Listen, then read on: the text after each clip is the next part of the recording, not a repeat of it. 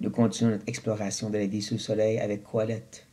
Et nous continuons à regarder comment vivre sur cette terre avec sagesse. Parce que c'est un peu ce qu'il fait dans le chapitre 7. Et il nous donne de bonnes instructions, un peu de direction pour faire du sens le plus possible de ce monde de Hevel, de l'insaisissable. C'est pas l'ultime réponse, parce qu'il va revenir plus tard à nous faire regarder vers la vraie réponse. C'est juste que pour maintenant, il essaie de discuter sur OK, comment on va pour être balancé. Nous avons déjà vu justement qu'il a parlé de l'impact que la mort ou la maison de deuil doit avoir sur nous. Et la recherche de s'éloigner un peu de la maison de festin qui nous rappelle, qui nous montre, qui nous prouve que Colette, il n'est pas un hédoniste. Il n'est pas en train de dire juste manger et buvez car demain vous mourrez. Parce que justement, il dit c'est pas à propos de ces festins, mais de l'impact que la mort doit avoir sur nous pour nous faire réfléchir. Et il s'est ensuite lancé vers justement l'appel à la sagesse. Et là, il va nous lancer encore plus sur cette sagesse maintenant que nous sommes rendus à la prochaine partie. Comme je dis, le chapitre 7, au moins les versets 1 à 14, c'est un grand entier de plusieurs petits proverbes, petites paroles de sagesse. Mais là, on va couper en morceaux pour prendre des plus petites capsules. Nous allons voir même que du verset 7 à 10, il va comme s'enchaîner, un peu comme des maillons après une chaîne. Où est-ce qu'il va parler d'une idée, puis après il va prendre cette idée-là, puis oups, il s'en laisse dans une autre idée, puis après de là, va aller à une autre idée, et à une autre idée. Comme on va voir. On va justement regarder ça ensemble, en commençant avec le verset 7. Il va dire l'oppression rend insensé le sage. Donc il vient nous parler juste avant, dans les versets 5 et 6, sur l'utilité de la sagesse, pour nous garder de la folie. Et là, il vient juste dire que même avec cette sagesse, cette instruction, la vérité de la parole, si vous voulez, la Torah, peu importe, même avec cette vérité-là, l'oppression peut la modifier, peut nous impacter, nous infecter, modifier justement notre marche de sagesse. L'oppression, les difficultés, les souffrances, les épreuves, si vous voulez. Et c'est vrai, parce que le mot épreuve, littéralement dans le grec, est-ce que vous voyez le mot épreuve et tentation? C'est le même mot. Ce mot-là parle d'être mis dans le feu, c'est de mettre des métaux comme l'or et l'argent dans le feu pour enlever les impuretés, mais aussi révéler si tu l'or pur. Tu mets dans le feu, il n'y a rien qui en sort, c'est de l'or pur. Et c'est un peu ça l'idée maintenant. Il parle de cette oppression, cette épreuve, le feu qui vient révéler ce qu'il y a dans ton cœur. Est-ce que c'est réellement une sagesse parfaite ou il y a encore un peu d'insensé? Et se rappelant qu'on reste et qu'on continue à être des pécheurs avec une nature pécheresse, mais oui, l'oppression, l'épreuve va venir révéler qu'on ne sommes pas parfaitement sages, obéissants ou soumis au Seigneur. L'oppression va venir justement révéler qu'on est encore un peu insensé, encore des pécheurs. Il va continuer cette idée de quelque chose qui impacte et qui change ce qui était bon. L'oppression impacte la sagesse. Et de dire les présents corrompent le cœur. Donc on va être en train de dire un peu la même chose dans deux énoncés différentes. Là, cette fois-ci, c'est que les présents, les bénédictions, les bienfaits vont venir corrompre. Un mot qui parle de périr. À la racine, ça parle de s'éloigner pour se perdre le cœur. En vrai, c'est un peu la même chose encore.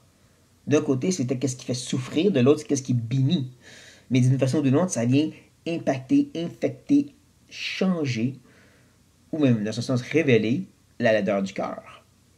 La fait insensé, même de la sagesse.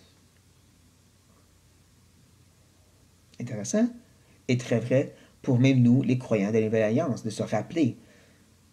Lorsque l'épreuve arrive, lorsque les difficultés arrivent ou lorsqu'on est vraiment béni et qu'on fait de graves erreurs, il ne faut pas dire c'est pas de ma faute. C'est l'épreuve. Non. L'épreuve n'a juste révélé que tu étais insensé encore ou un pécheur.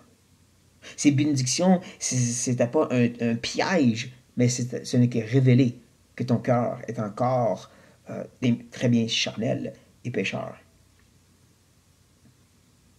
Il va maintenant continuer et s'enchaîner au verset 8 en disant mieux vaut, encore quelque chose de meilleur, mieux vaut la fin d'une chose que son commencement. Un peu intéressant, mais en même temps, ça fait du sens. C'est lorsque tu es à la fin, tu peux réellement, tu as appris, tu as grandi et tu comprends mieux les choses qu'au commencement quand tu penses tout savoir. Encore, je prends plus un exemple de la Nouvelle Alliance, de nous les chrétiens. Combien de justement jeunes chrétiens pensent qu'ils ont tout compris? Non, moi, je suis en feu pour Dieu, je sais comment ça marche, tasse-toi de là le vieux. Non, c'est plus à la fin de ça. Plus avoir grandi et maturé. Que là, tu peux regarder vers l'arrière et avoir une meilleure compréhension de comment ça devrait marcher. Et je dis ça, ayant eu la même sorte de combat et les mêmes sortes d'orgueil au début de ma vie chrétienne. Et continuant dans cette idée qu'il se répète dans le deuxième énoncé, qui est en train de dire la même chose mais d'une autre façon, il va ajouter mieux vaut un esprit patient qu'un esprit hautain. Alors, cette patience qui attend pour la fin est beaucoup mieux que cette attitude orgueilleuse qui dit moi je peux voir aussi loin, je sais comment se rendre là, je sais comment ça marche, je reconnais toutes choses, suivez-moi. Cette attitude hautain, élevée, orgueilleuse. Donc, ce qui est mieux, c'est celle qui est patient, qui va attendre de se rendre à la fin, apprendre à travers le processus. Donc, comme je dis, il dit un peu la même chose par deux énoncés différentes. Il est encore, comme je dis, en train d'enchaîner cette idée que tu fais juste révéler ton cœur par cette attitude hautain, par cette attitude au début qui dit non, je sais comment ça marche, tassez-vous, je t'écoute pas. Tu vas juste révéler ton cœur. Tu vas juste révéler ton cœur. En parlant de cette idée de patience maintenant, la prochaine chaîne dans le maillon va nous amener maintenant au verset 9.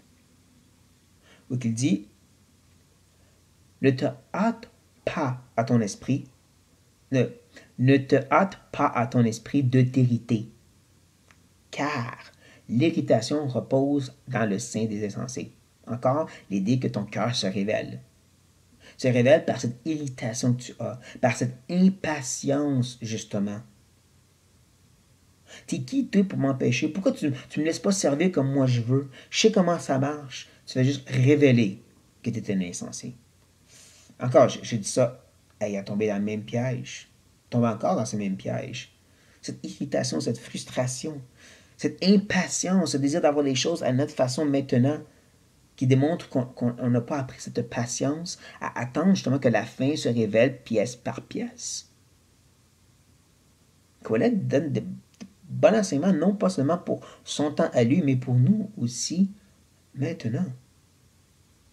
Lorsque tu démontres ta frustration, ton dérangement face aux circonstances, ton impatience parce que tu veux que ce chrétien-là change plus vite, ou que les circonstances avancent comme ça, et tu ne veux pas attendre ou entendre ce que les gens essaient de te dire, tu ne fais que démontrer que tu es un insensé, que tu es en train d'agir dans la chair, comme on dirait.